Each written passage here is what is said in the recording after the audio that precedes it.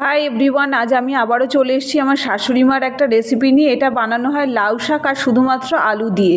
তো প্রেশার কুকারের মধ্যে এক মুঠো মুগের ডাল দিয়ে দিতে হবে, এর মধ্যে দিতে হবে কেটে রাখা লাউ শাক আর ছোট টুকরো করে রাখা আলু। এর মধ্যে সামান্য নুন এবং অল্প একটু জল দিয়ে একটা সিটি দিয়ে সিদ্ধ করে নিতে হবে। এই গরমের দিনে কিন্তু এই সমস্ত খাবার খেতে খুব ভালো লাগে, ট্রাই করে দেখো, আশা করি খুব ভালো লাগবে। এটা সিদ্ধ হয়ে যাওয়ার পরে কড়াইতে পরিমাণ মতো সর্ষের তেল গরম করে এর মধ্যে দিতে হবে 5 ফোড়ন। তোমরা চাইলে শুকনো লঙ্কা ফোড়নও দিতে পারো। তো ফোড়নটা খুব ভালো করে গরম হয়ে গেলে এবার সিদ্ধ করে রাখা শাক আর ডালটা একসাথে দিয়ে খুব ভালো করে মিশিয়ে নিতে হবে। এবার দিয়ে দিতে হবে পরিমাণ মতো নুন, মিষ্টি, হলুদ, একটু লঙ্কার গুঁড়ো আর একটু জিরের গুঁড়ো। এইভাবে খুব ভালো করে যখন ফুটে উঠবে আর একটু মাখা মাখা মতো হয়ে আসলে নামিয়ে নিলেই তৈরি হয়ে যাবে লাউ শাকের এই রেসিপিটা। এটা খেতে দারুণ হয়, এই গরমের দিনে ট্রাই করে দেখো, আশা করি ভালো লাগবে। আর এইরকম রেসিপি পেতে অবশ্যই আমার চ্যানেলটাকে সাবস্ক্রাইব করে দিয়ে পাশে